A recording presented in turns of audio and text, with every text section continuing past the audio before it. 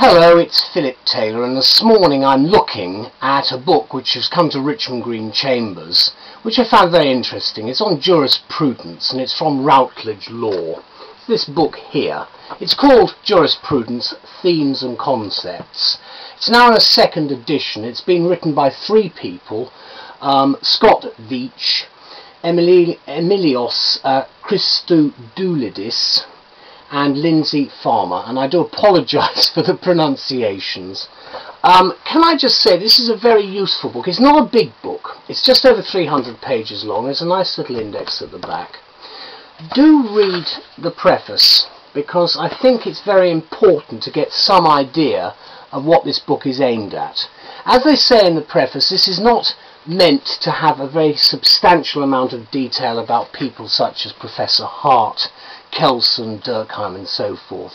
But the main shape of the book, as they say here, is divided into three broad themes which are themselves linked and between general and advanced topics. And I think the balance is just right, as someone who teaches jurisprudence, to, quite frankly, a quite bored audience often, because we're dealing with philosophy and to a limited extent politics, and a lot of people are turned off. I do like the tutorials at the back. They're very helpful indeed, because this type of subject is not about case law really. It's about the views of people, and so you always have essay questions. You've got a fairly good structure within the book itself. You can see there it's narrative text.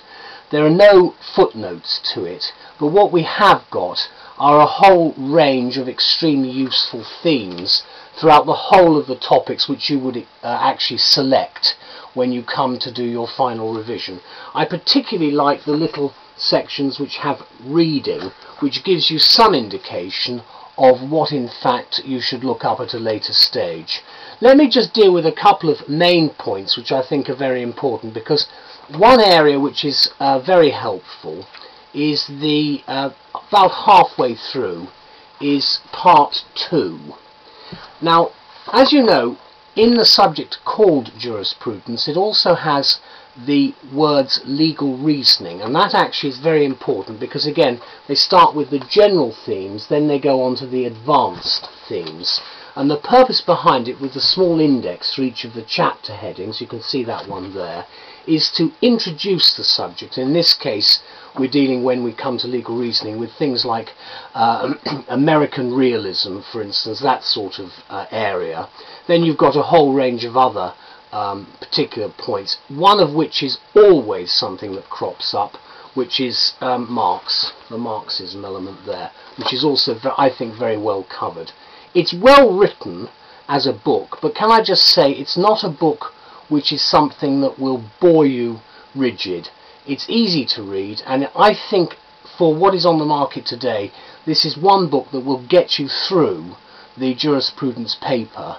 Not with ease, because many people have difficulty with the subject, but it is certainly a book that will assist greatly. So I'd like to thank Professor Veitch and Professor Christodoulidis, I hope that's right, and Professor Farmer for an excellent contribution to the modern law of jurisprudence. Thank you. Bye-bye.